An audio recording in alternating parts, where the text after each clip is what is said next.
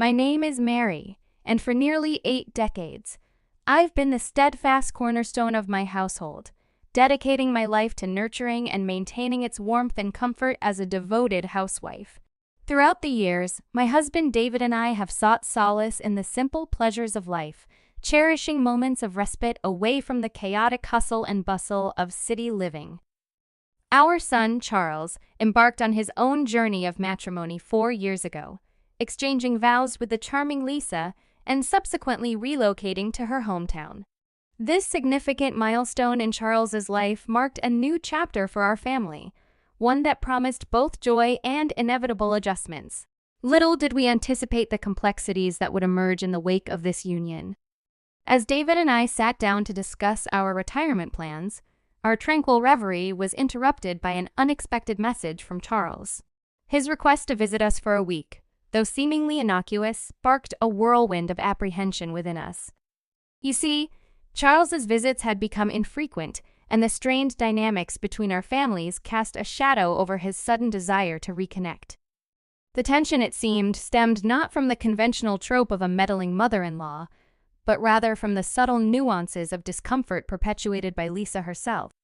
Her demeanor often veered towards coldness, and her words carried an underlying weight that left us uneasy.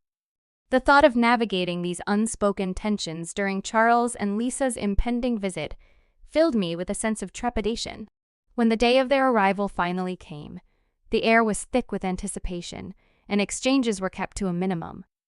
It was evident that a weighty conversation loomed on the horizon, and as Charles began to speak, I braced myself for the revelation that would follow. What unfolded before us was a tale of unforeseen challenges and unexpected decisions. Charles confessed to the precarious financial situation plaguing his employment and expressed his desire to forge a new path in life.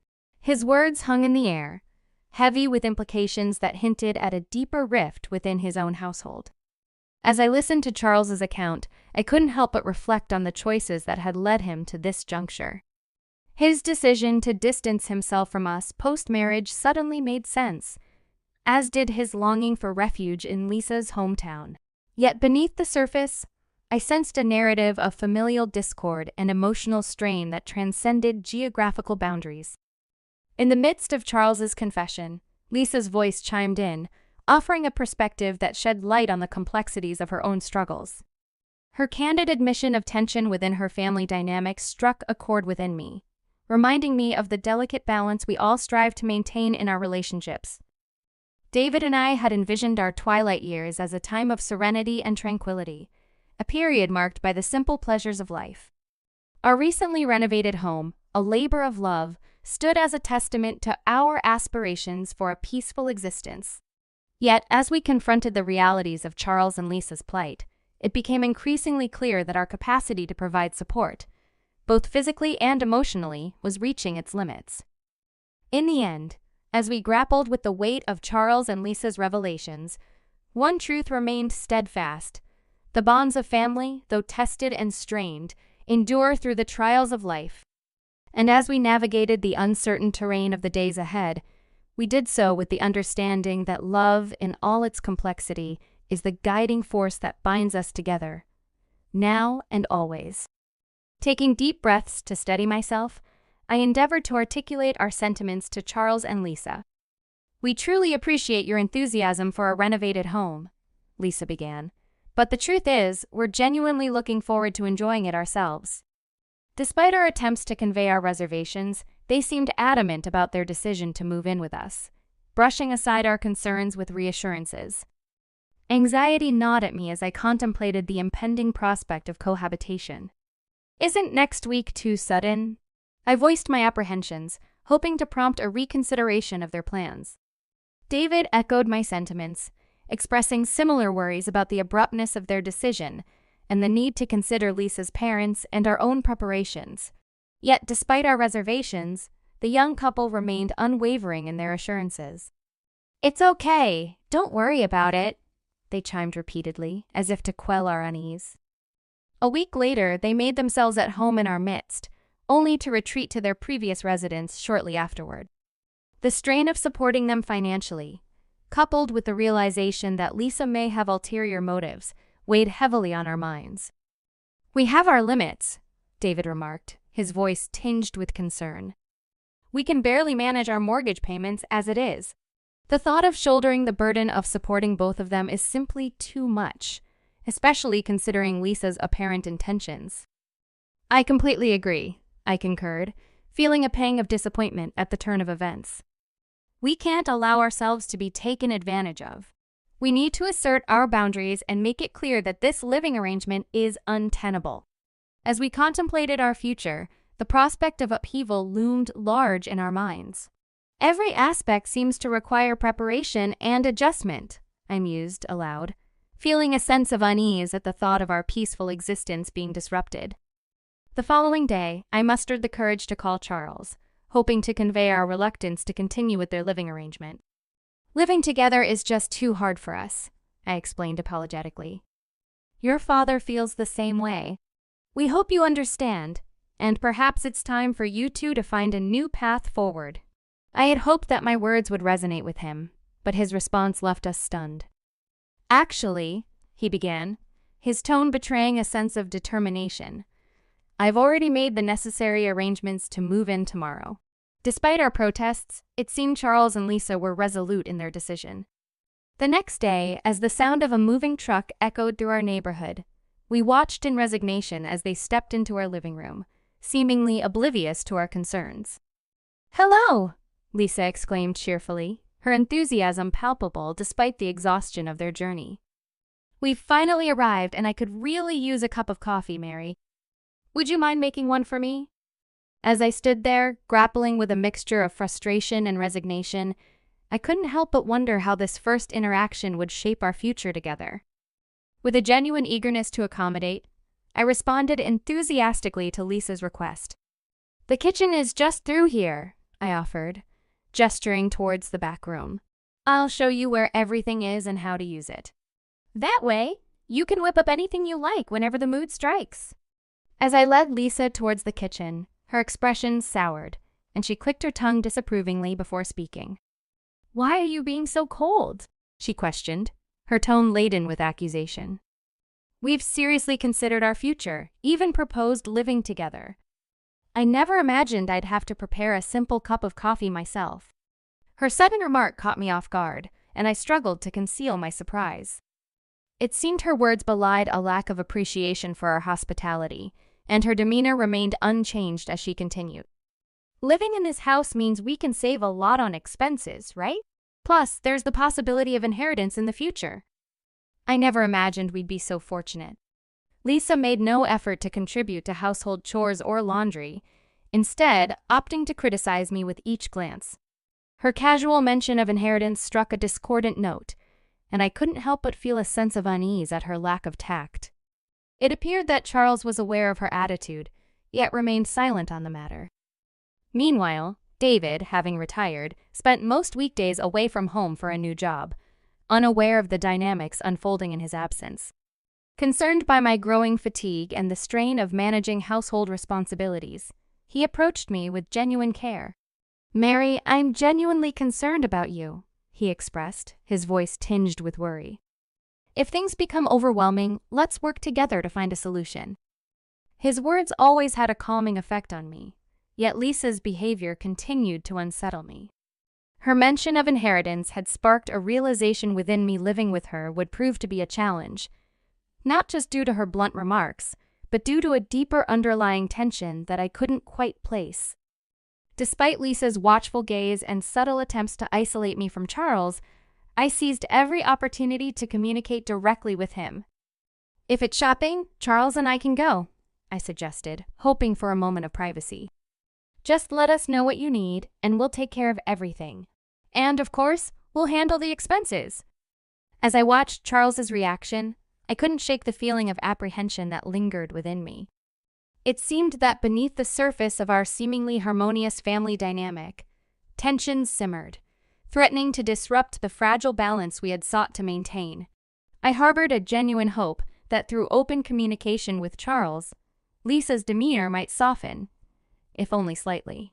It had been 8 months since we began cohabiting, and during this time, Charles appeared to lack urgency in seeking employment, preferring to lounge around the house.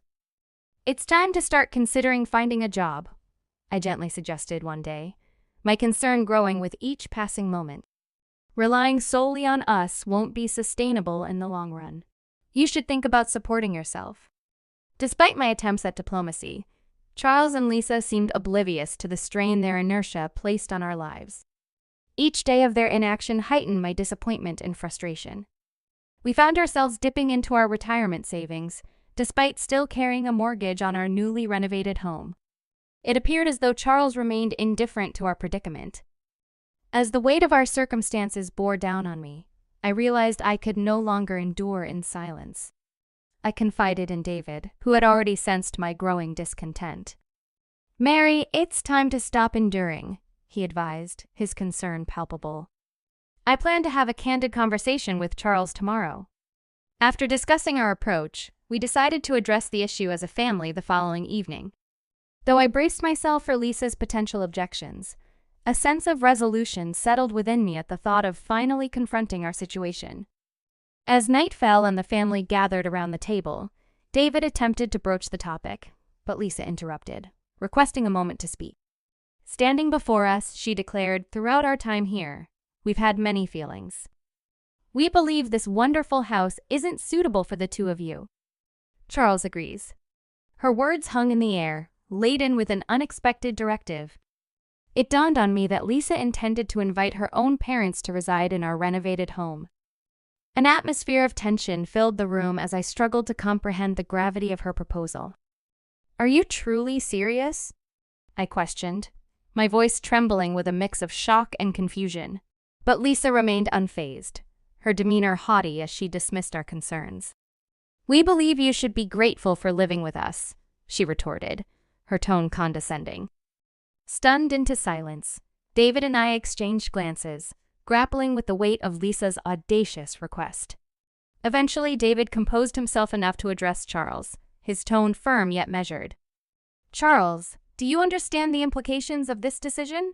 he inquired, seeking clarity amidst the swirling chaos of emotions.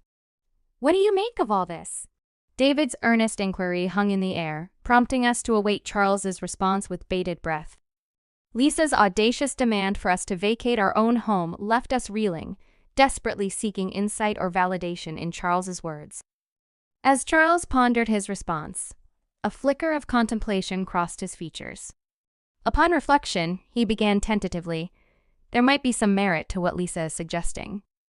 Losing my job has been regrettable, and Lisa has been holding down the fort admirably. Perhaps it's time for you, Mom and Dad, to embark on a fresh start elsewhere." His words, though unexpected, struck a chord within us, sparking a moment of silent understanding. It was a realization that had been simmering beneath the surface as we grappled with the changing dynamics of our relationship with Charles. He was our cherished only child, and while we had never intended to coddle him excessively, his union with Lisa seemed to have altered his outlook drastically. As we exchanged glances, a tacit agreement passed between us, acknowledging the need for a new chapter. Yet, amidst our contemplation, Lisa interjected with a sharp retort. "Why rely on silent communication?" she challenged, her tone laced with disdain. "If you have time for that, you should be packing your bags and leaving this house." Though her words stung with anger and confusion, I maintained a composed demeanor, offering a calm smile in response. "Understood," I replied evenly. "We won't intrude any further. Whatever unfolds from now on, please don't involve us." Even as I spoke these words, I felt a sense of liberation wash over me.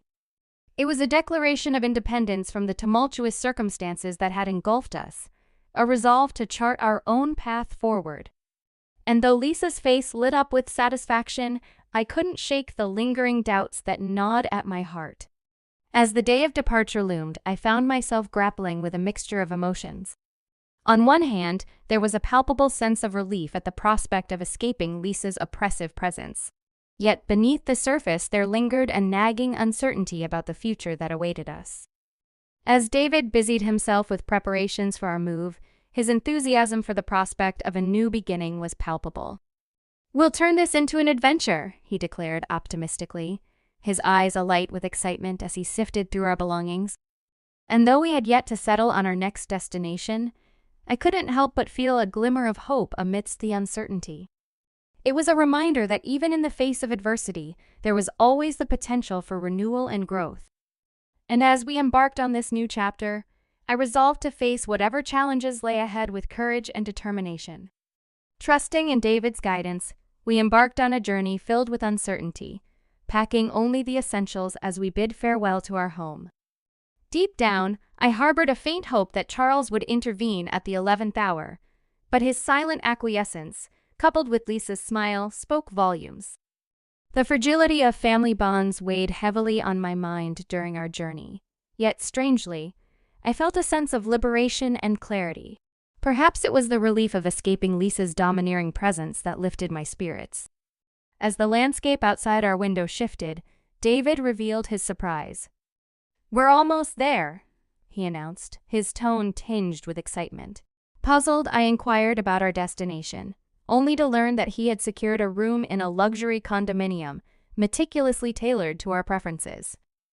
Located on the second floor to accommodate my fear of heights, the apartment boasted amenities beyond our wildest dreams: a dedicated reading space, a well-equipped gym, and a serene communal bath. It was a far cry from our previous abode, and I couldn't help but express my gratitude. "I never imagined we'd live somewhere like this," I marveled, my disbelief evident. David's reply was tinged with warmth as he revealed the extent of his planning. "It ensures our peace of mind in our old age," he affirmed, his smile reflecting a sense of contentment. Despite the challenges ahead, David's optimistic spirit buoyed our resolve as we tackled the tasks of settling into our new home. The following day, we navigated the bureaucratic maze of real estate procedures, selling our old house and settling our mortgage with our savings. With the weight of financial burdens lifted, we found ourselves feeling lighter, our hearts brimming with newfound hope. Meanwhile, Charles and Lisa embarked on their own journey, embracing their new family structure with Lisa's parents by their side. As we heard snippets of their newfound contentment, I couldn't help but envision the joy they must be experiencing in their fresh start. However, amidst the flurry of change, a call from Lisa unexpectedly pierced the tranquility, signaling a potential shift in our intertwined destinies. "Hello, Mary. It's Lisa. Have you settled into your new home yet? You're not living in a park, are you? If something were to happen to you, please don't rely on us. It would be troublesome." Lisa's voice, filled with concern or perhaps something else, echoed through the phone. Despite her attempt at casual conversation, tension hung in the air as I grappled with my emotions. "Speaking of parks, our new home overlooks a beautiful park," I responded, my tone cautious. "But, Lisa, there may come a time when you have to face reality." I didn't intend for our conversation to escalate into a heated exchange, but overwhelmed by my emotions, I couldn't help but hint at the underlying tensions. "Mary, have you gone mad?" Lisa retorted, her voice tinged with annoyance. "No need to worry. Charles and I are living very happily. Goodbye." With that, she abruptly ended the call, leaving me to ponder the implications of our conversation. Lisa's obliviousness to the deeper meaning behind my words only served to exacerbate my frustration. For days afterward, the encounter replayed in my mind, each time stoking the embers of resentment towards Lisa's attitude. Despite my lingering animosity, a part of me couldn't help but anticipate the challenges they might face in the future. A few days later, as if on cue, we received a call from the real estate agent handling the sale of our old house. David and I shared a knowing glance, our excitement palpable. However, our jubilation was short-lived, as an urgent call from Charles disrupted the tranquility. His voice, fraught with anger and frustration, accused us of neglecting to inform them of the impending sale. "Why didn't you tell us about this? We didn't hear anything about selling the house. Now we're suddenly receiving an eviction notice from the realtor." Charles's accusations cut through the air, revealing his inner turmoil. It was the opportunity we had been waiting for, the chance to assert our stance. Calmly, David began to address Charles's accusations, unraveling the complexities of the situation. "Charles, I understand your frustration," David began, his voice steady. "But it's not as simple as you think. Ideally, you should have contributed to paying off the mortgage on that house." As Charles's shock and disappointment became apparent, I couldn't help but notice a shift in his demeanor. The confident facade he once wore seemed to crumble, replaced by a vulnerability that hinted at a deeper conflict within him. In this moment, I whispered to David, I struggled to see him as Charles, the son we raised with love. It was a revelation that struck us deeply. Perhaps our true family now comprised only the three of us, stripped of wealth and resources. David's suggestion hinted at the possibility that all four of them were, in fact, penniless. Our investigations uncovered a troubling truth. Since they began living together, they had succumbed to the allure of gambling, plunging into a vortex of debt. Day after day, they became ensnared by the seductive pull of gambling. The men abandoned their jobs, while the women neglected their household responsibilities. Their lives revolved around the thrill of gambling, oblivious to the mounting consequences. "Why are you prying into our financial affairs?" Lisa's voice, laced with hostility, pierced through the phone line, directed at us. Her aggression was palpable, leaving us taken aback by her confrontational demeanor. Gathering my composure, I addressed Lisa calmly but firmly. "Your arrogance is truly astonishing," I replied. "It's time for all of you to consider your next move. The new tenants are set to move in within days, so you should start looking for alternative accommodations." Lisa's response lacked remorse or introspection. There was no hint of regret in her words, only defiance.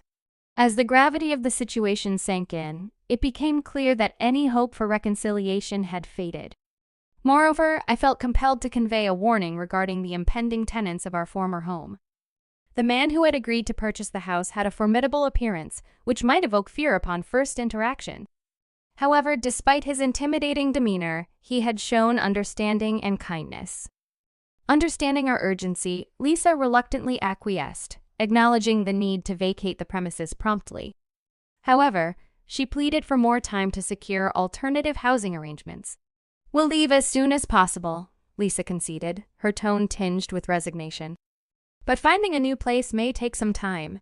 Can't we be granted a little more time?" Their plea for an extension tugged at my heartstrings, but given the circumstances, concessions were impossible. The impending danger and uncertainty demanded swift action, leaving little room for leniency. As I listened to Lisa's voice over the phone, a twinge of sarcasm crept into my smile. Her anxious tone betrayed the urgency of the situation, and I couldn't resist a slightly sardonic response. "You don't have much time left," I remarked dryly, offering one last piece of advice before bidding her farewell. "So choose your actions wisely. Goodbye." As I ended the call, a sense of relief flooded over me, washing away the tension that had gripped me. It was as if a weight had been lifted from my shoulders, leaving me with a feeling of newfound liberation. Later, through hearsay and gossip, I learned that the four of them had swiftly and diligently tidied up their living quarters before vacating the premises. The news brought a chuckle to my lips. It seemed they, too, had felt the urgency of the situation. Although I received no direct communication from them, I gathered from a reliable source that they had downsized to a cramped 180-square-foot studio apartment. The thought of all four of them squeezed into such a tiny space piqued my curiosity. Perhaps amidst their financial woes, they were caught up in the relentless cycle of repaying debts, leading busy lives that left little time for leisure or comfort. It was almost poetic justice, I mused as I contemplated their plight. After all the twists and turns, it appeared that they were reaping the consequences of their actions. Meanwhile, David and I were on the cusp of embarking on a new chapter in our lives. In our cozy new condo, nestled in a vibrant neighborhood, we envisioned days filled with peace and contentment.